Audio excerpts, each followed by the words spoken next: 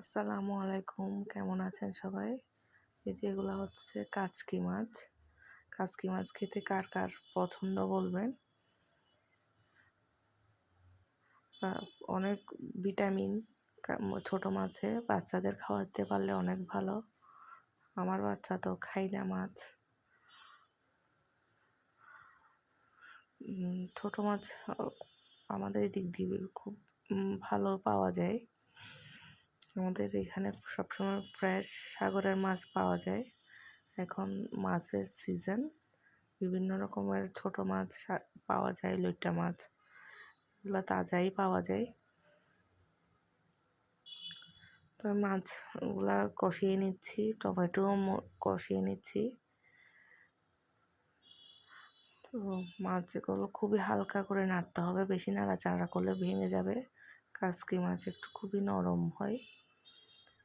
তো আমি কষিয়ে নিচ্ছি ভালোভাবে। তো সামান্য পানি দিয়ে কষিয়ে ধনেপাতা দিয়ে নামিয়ে নিচ্ছি। এই যে একটু পানি টেনে আসলে এগুলো নামিয়ে ফেলবো। এরপর রান্না করছি মুরগির মাংস আলু দিয়ে পাতলা ঝোল।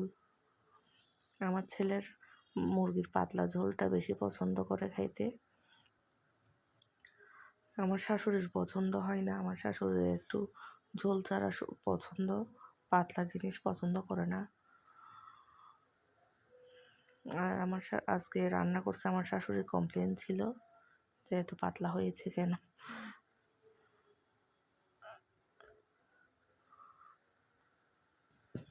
তো আমি আলু সব মুরগি সহ একেবারে ভালোভাবে কষিয়ে নিয়েছি।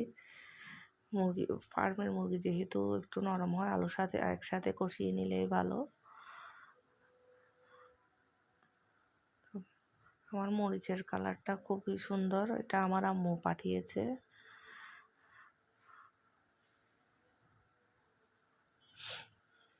একদম টকটকে লাল লাল মরিচগুলা খুবই অল্প দিলে লাল হয়ে যায়। তো নামানোর আগে ধনিয়া পাতা আর একটু গরম মশলার গুঁড়া দিয়ে নামিয়ে নিয়েছি। তো আমার রান্না কেমন হয়েছে জানাবেন সবাই। তো এরপর ওই যে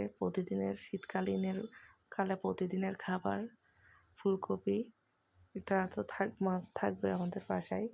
ফুলকপি, এরপর শুরু হবে টমেটোর অত্যাচার, টমেটোর ঝোল, টমেটোর ভাজি, টমেটোর বিভিন্ন রকম রেসিপি এগুলাই থাকবে। আর কিছুদিনের পর আপনাদেরকেও বিরক্ত বানিয়ে ফেলবো টমেটো রান্না করে দেখাইতে দেখাইতে, আপনারাও বিরক্ত হয়ে যাবেন। আমাদের বাসায় সবাই টমেটো খেতে খুবই পছন্দ করে, শীতকালীন সব সবজি খেতেই পছন্দ করে। তো বিকালের দিকে ছেলেকে একটু হালকা পাতলা নাস্তা দিয়েছি, যেহেতু ওর না এখন দুপুরের টাইমটা, বিকালের টাইমটা খুবই ছোট শীতকালে, তো ভারী কিছু খেতে চাই না, তাই হালকা দিয়েছি। ও মাদ্রাসা থেকে আসছে। এরপর একটু ছাদে উঠলাম। ছাদে যে আমার ছেলের মাদ্রাসা দেখা যাচ্ছে,